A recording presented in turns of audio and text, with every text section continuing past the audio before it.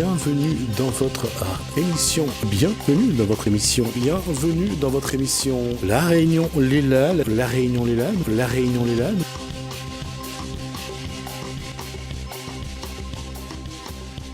De l'événement du 3 mars à l'événement qui aura lieu le 3 mai, on va nous regarder un petit peu l'autre événement à venir.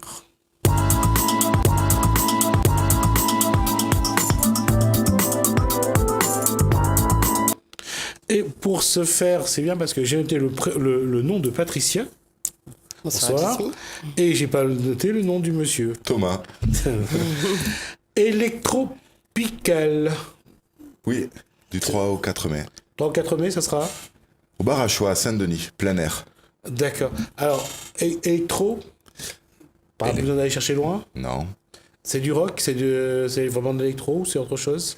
C'est 4 plateaux artistiques avec du hip-hop, du rock, une scène garçon sauvage, donc c'est une fête complètement délirée, un peu psychédélique, extravagante. Alors, 4 scènes, ça sera juste à côté ou bien c'est 4 scènes disséminées sur le bar à choix? Non, c'est 2 scènes en fait, et ce qu'on appelle plateau, c'est 2 plateaux un soir et 2 plateaux un autre soir. D'accord. En fait. Et tout à côté ou bien assez loin pour pas que ça se mélange? Il n'y a pas d'interférence. Voilà.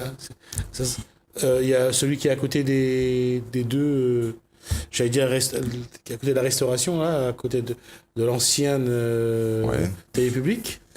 Là, c'est un chapiteau de cirque. C'est le format club. C'est là où on va accueillir les 2 scènes garçons sauvages et une scène rock, très rock, jusqu'à l'électro-rock. Et après, la grosse scène, si tu veux, elle sera sur le bassin. Mm-hmm. Et là, on fait une grosse scène magique avec la vue sur la mer. D'accord. Et à chaque fois que je reçois des passionnés de rock, d'électro, je suis toujours étonné de me dire comment ça se fait qu'on n'en parle pas plus, parce que ce qui est bizarre, c'est qu'il y a quand même beaucoup de passionnés à La Réunion. Il y a beaucoup de passionnés. Il n'y a pas une semaine sans qu'il y ait une soirée électro à La Réunion. Alors ça va de tous les styles, house music, afro house, électro, techno, rave party. Et il faut savoir qu'il y a des artistes qui s'exportent. Et il y a des artistes qui sont signés sur des grands labels français. Je pense à Loya, je pense à Label, qui sont déjà sur ces labels français, qui sont diffusés dans le monde entier et qui tournent en Europe. Qu'est-ce qu'il faut s'attendre, Patricia, puisque attaché de communication, de presse, qu'est-ce qui va vraiment changer un petit peu par rapport aux autres années? Qu'est-ce qui va faire le buzz sur cette édition? Alors, c'est notre 11e édition, donc on a déjà fait de belles choses, etc. Cette 11e édition va nous permettre de renouer avec le plein air. Ça, c'est très important, parce qu'on a organisé un festival dans une île magnifique avec une météo favorable, des cocotiers. Donc, Électropical, c'est en plein air. Donc, on est vraiment, vraiment content de pouvoir réinvestir le site du bar à choix cette année. Et ce qui va changer, c'est qu'on a constaté que la créativité dans la musique électro est plus vive pour l'instant, vraiment aux frontières du genre. Donc on a décidé de décortiquer un petit peu les différents styles de musique électro qui sont possibles et de présenter donc les choses sous 4 scènes thématiques. Mais on va pas faire que de l'électro. On va chaque fois, sur chaque scène, sur chaque plateau, comme disait Thomas, on va partir d'un style musical pour arriver jusqu'au pendant électronique de ce style musical. Donc on va partir sur un plateau qui sera très street life, rap, hip-hop, avec des artistes locaux qui font de l'électro avec le hip-hop. Après, on aura la chance d'accueillir 2 vrais rappeurs très connus, le belge Hamza et le français Kekra. Et on terminera avec de l'électro hip-hop, avec vraiment du son rave party avec DJ AZF. Sur une autre scène, là, on va partir du rock. Donc on aura des groupes locaux rock.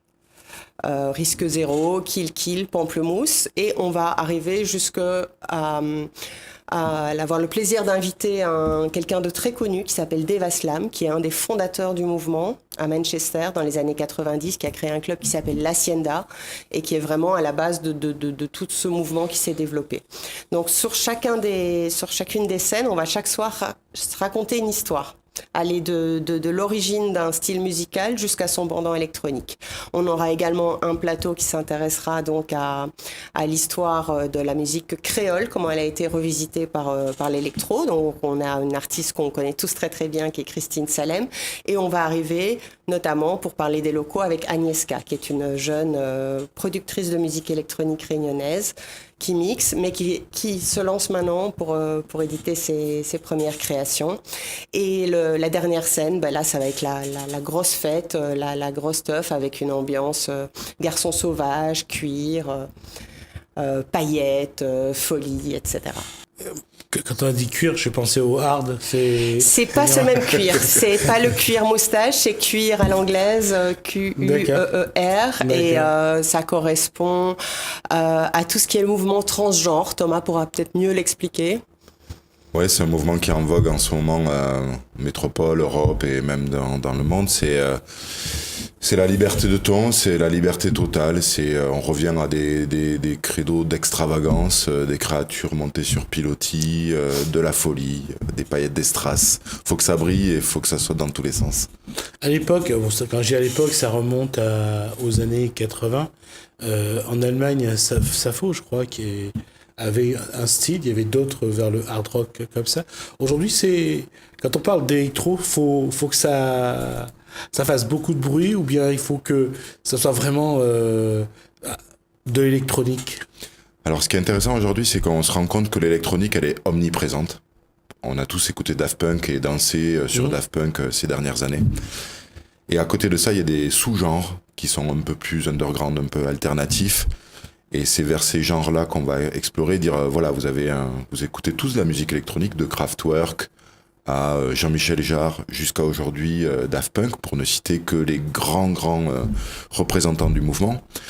Et ensuite, il y a des genres qui explosent de tous les côtés, et c'est le genre musical total actuellement. C'est pas un bon souvenir en soi, mais ce qui s'est passé au Bataclan, au moment où il y a eu ce groupe américain c'est un groupe de rock sur le podium. Ouais. On voit que les gens, il y a un vrai public pour la musique électro en tout cas. Complètement. On le voit à La Réunion parce que il y a un public qui s'est construit. Les jeunes sont tous sur le digital aujourd'hui. Pas besoin de voyager.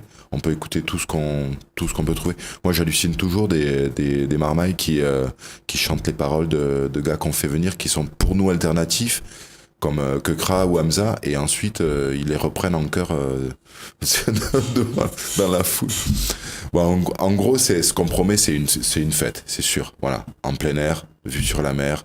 On commence à 17h justement pour se dire, mais après tout, on est à La Réunion. Pourquoi on commencerait pas les concerts plus tôt, plutôt que de faire la nuit, commencer le jour, mettre les lunettes de soleil, et puis les tomber quand la nuit vient, et puis se transformer petit à petit. Et autour de ça, qu'est-ce qu'il y aura d'autre, puisque c'est une culture aussi, l'électro.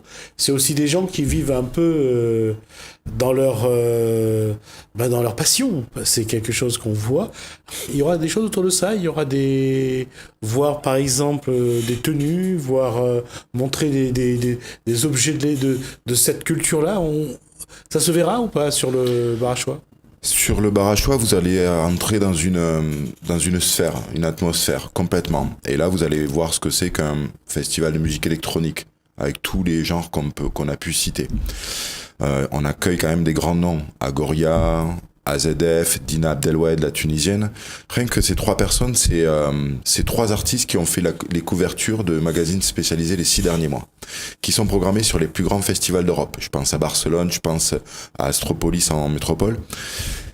C'est dire que aujourd'hui à La Réunion, les Electropicales, c'est le seul festival de musique électronique des Dom-Tom. Ça se passe à Saint-Denis à La Réunion, avec une grosse scène vivace à La Réunion où il y a des artistes qui vraiment produisent.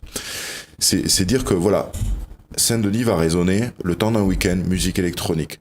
Vous voulez voir une ambiance, une atmosphère, venez voir ce que ça donne. Rentrez par les portes qu'on vous offre, hip-hop, rap, rock, musique house music, etc. Et ensuite, laissez-vous guider, on va vous amener jusqu'à ce qui se fait de mieux aujourd'hui.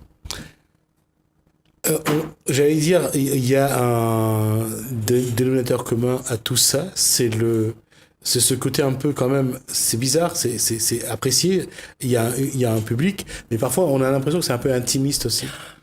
C'est un courant underground et alternatif, donc fatalement il y a un public, mais je pense que, comme disait bien Thomas, vu qu'on touche tous les styles musicaux, c'est un public qui est large, qui viendra peut-être pour voir quelqu'un qui connaît et qui découvrira un autre style et des choses comme ça.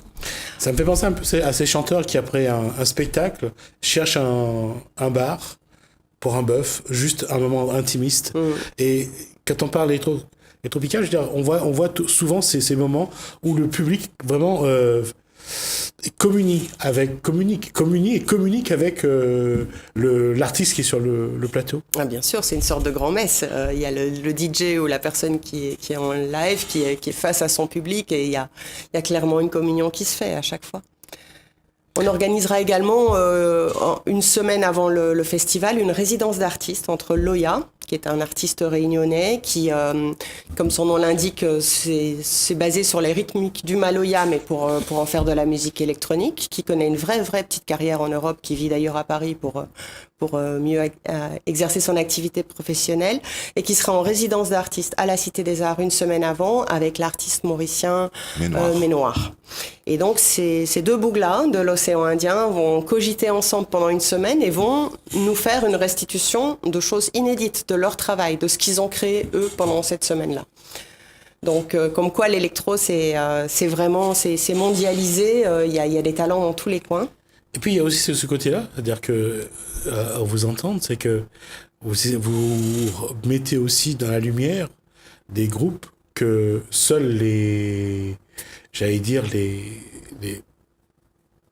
spécialistes connaissent, vraiment les passionnés peuvent écouter. Là, vous allez quand même leur offrir ça au grand public aussi. Ça, c'est quelque chose qui n'est pas commun et qui se fait pas tous les jours non plus d'ailleurs. Ouais, c'est un souhait dès l'origine en fait. Depuis 10 ans, notre leitmotiv c'est dire il y a une production qui est super intéressante à La Réunion, c'est vivace, c'est poreux en plus, on le voit avec toutes les relations qu'il peut y avoir, la résidence Loya Ménoir, on en a fait d'autres aussi des résidences, il y a toujours des temps de création et de restitution. C'est hyper poreux, les marmailles s'accaparent assez facilement les genres musicaux.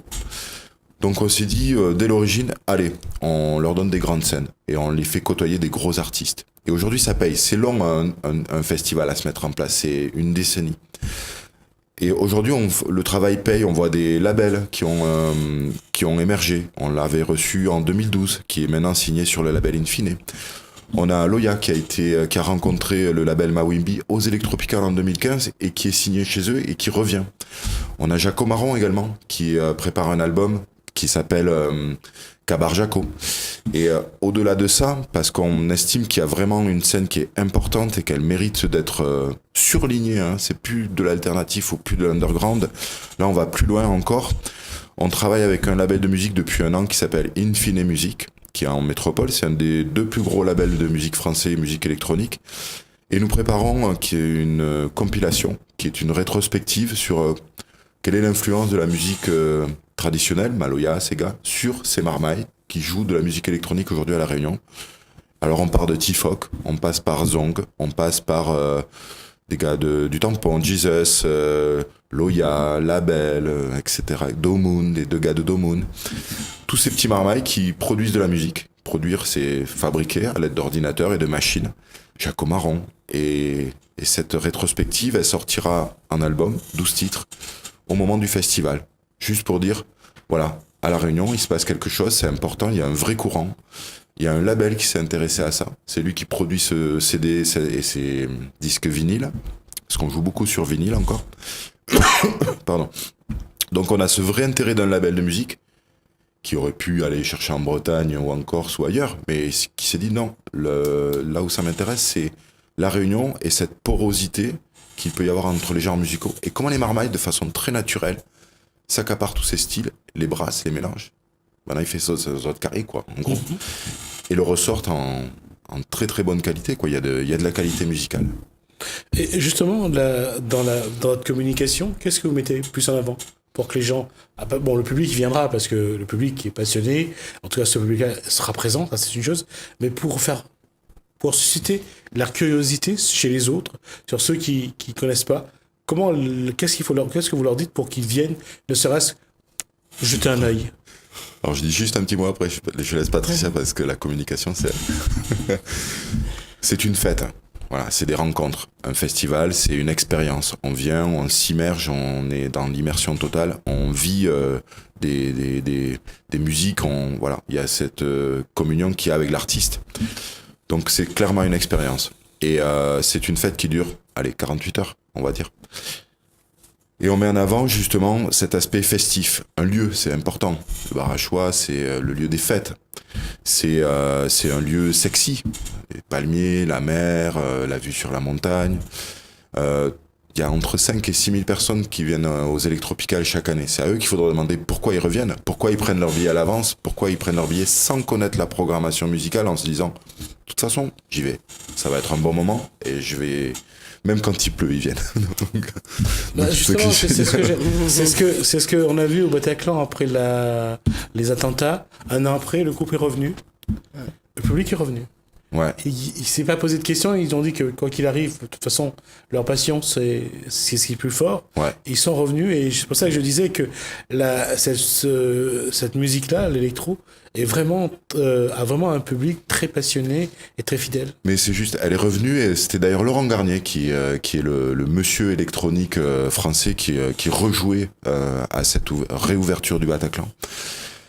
Pour un moment il disait c'est pas évident parce qu'on est sur une atmosphère un peu triste et on doit faire la fête. Et ça a explosé de tous les côtés, ils ont fait une bringue pas possible. En fait, la réaction, elle est plus que logique, en fait. C'est une revanche sur la vie. Eux sont toujours vivants, eux sont de nouveau là, eux peuvent faire la fête. Et pourquoi vont-ils s'en priver ? C'est vrai que quand on revient un an en arrière, il y a eu beaucoup de drames, de morts, mais eux sont là. Et je crois que quelque part aussi, c'est ça qu'il faut. Il faut se dire que parce que c'est pas de la musique populaire qui se vende pour que ça nourrit son homme, mais c'est une musique qui a son public, et ce public-là, c'est un public qui est vraiment très passionné. Complètement. Comme on dit dans le secteur de la musique électronique, on n'arrête pas un peuple qui danse. Donc on peut faire ce qu'on veut et vouloir tuer quelque chose qui est... La musique, c'est de l'amour, hein. On distribue, hein. C'est un don de soi. Il faut être courageux pour monter sur scène, pour présenter ses créations. Et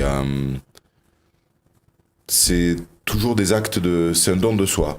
Et pourquoi vouloir arrêter ça, quoi ? Ça passe des messages, vous le savez très bien, ça passe des messages. Et même dans la musique électronique, quand c'est pour une musique qui est sans parole, il y a quand même une transmission. Une transmission musicale. On fait des petites expériences, d'ailleurs, des petits parallèles, ça c'est pour l'anecdote. Pourquoi cette année, par exemple, on a une scène Maloya traditionnelle avec Christine Salem ? Christine Salem, c'est une chanteuse qui est venue aux Électropicales sur les 2 premières éditions, poser sa voix sur de la musique électronique, qui a fait une production avec un label qui s'appelle Sonar Collective en Allemagne, avec un artiste qui s'appelle Alex Bark, qui a produit un disque où il y a la voix de Christine Salem dessus. Vous voyez cette porosité, c'est un mélange facile. Donc elle revient parce que c'est un peu notre marraine, c'est notre marraine de cœur, hein. Elle est là, elle est invitée à vie, comme je dis souvent, Christine Salem. Et on a grandi ensemble en plus, donc ça c'est intéressant, artistiquement, je veux dire. Et elle vient parce que le Maloya, pour nous, et on le répète suffisamment depuis 10 ans, donc cette année on en donne la preuve, c'est un parallèle avec la techno. C'est 2 musiques qui sont interdites, c'est 2 musiques qui sont revendicatives, et c'est 2 musiques qui sont de trance. Et le parallèle, il n'est pas fait par moi spécialement, il est fait par des artistes qui disent, voilà pourquoi on les mélange et que ça se mélange si facilement. Et voilà pourquoi Christine Salem sera sur scène, et voilà pourquoi on part de Christine Salem et on arrive à la techno, de rave et de free party. Et puis, à l'image même de l'image que véhicule Christine Salem, c'est la liberté de la musique, de toute façon. Totalement. Elle, c'est la musique, mais dans toute sa dimension. Et on le voit même quand elle est dans son Maloya, quand elle danse, il y a du rythme derrière. C'est tout un symbole. Hein. Ouais. Elle est née un jour de liberté, un 20 décembre. Tout un symbole. Je vais clore d'ici 1 minute, mais on va juste rappeler les dates. Le 3 et le 4 mai, de 17h à 3h du matin au bar à choix. N'hésitez pas à déjà acheter vos places en pré-vente. On a des tarifs tout à fait abordables, des tarifs pour les étudiants, pour les demandeurs d'emploi, etc. Venez parce que vous aimez un des 4 styles musicaux et on vous promet que vous allez découvrir des choses magnifiques. Juste D'accord. Et c'est vrai que le plateau est déjà, rien qu'à les entendre, très, très alléchant. En tout cas, ça a été un plaisir. Je peux espérer revoir sur ce plateau des passionnés d'électro en marche de ce qui va se passer le 3 et le 4 mai, histoire de montrer qu'à La Réunion, comme disait sans doute Bernard Lavillier, la musique est un cri qui vient de l'intérieur. Merci à vous. Merci. On va vous remercier de nous suivre et j'espère que vous allez continuer à nous être fidèles. Bienvenue dans votre émission. Bienvenue dans votre émission. Bienvenue dans votre émission. La Réunion Les Lalles. La Réunion Les Lalles. La Réunion Les Lalles.